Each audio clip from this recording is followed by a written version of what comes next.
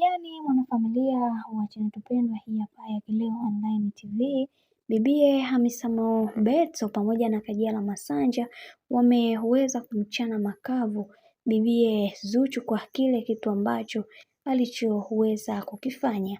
Tumeweza kuona huu karibu wa Kajala Masanja na Hamisa Mobeto umewafanya watu wengi waweze kuwashangaa kidogo. Kwa nini ukaribu huu umekuwa wa ghafla sana? Lakini kibaya zaidi ni baada ya kuweza kuonekana bibie Zuchu, bibie Kajala Masanja na yeye akiweza kumfanya bibie Zuchu aweze kujisikia vibaya na kumwambia kwamba hicho kitu ambacho alichoweza kukifanya sio kitu kizuri, na pia watu wengi wanatamani kuweza kuona angefanya maendeleo yake yeye kwanza ya kuweza kujenga na mambo mengine ndiyo yaweze kuja, lakini yeye ameanza kutanguliza kuwasaidia wazazi pasipo kuelewa na kutambua kwamba kuna kesho. Sasa kwa hiki ambacho kinachoendelea, watu wengi waliweza kuwavaa hawa watu na kuwaambia kwamba hicho kitu ambacho mnachokitaka kamwe hakitokuja kutokea, na pia mnatakiwa kuweza kuwa na mipaka katika kila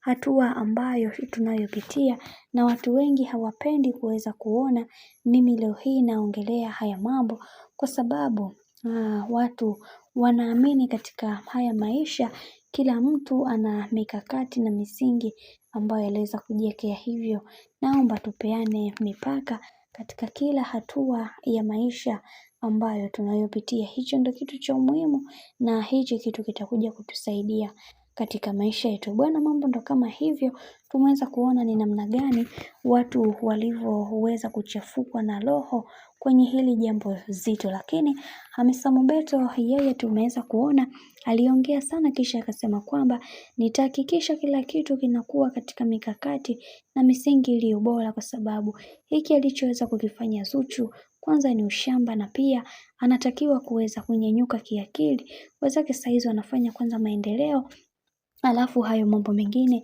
ni baadaye. Yani tunaona kabisa amefanya vile kwa lengo lake kubwa, kuweza kuwaumiza watu wengine. Sasa hicho kitu hakitokuja kutokea kamwe, na sidhani kama atakuja kufanikiwa katika maisha yake, kwa sababu anafanya vitu kwa sifa. Hichi kitu kitakuja kumkosti, na wacha tuone mwisho haya yote itakuwaje, kwa sababu tunaona kuna anguko kubwa kwa upande wake linakuja pasipo yeye mwenyewe kuweza kuelewa, kwa sababu kuna vitu vingi ambavyo vinavyoongeleka kwa wakati huu, kama ambavyo alivyoweza kuzungumza dada yetu ambaye ni Zari. Alisema kwamba kuna vitu vingi vimetokea katika maisha ya bibie Zuchu, na naamini kuna vitu vingi ameweza kujifunza, lakini bado anaendelea kung'ang'ania katika hiyo ndoa. Bwana, mambo ndo kama hivyo ambavyo unavyozidi kuona mambo yanazidi kutaradadi. Mimi naomba nikusii usisahau kusubscribe, kulike,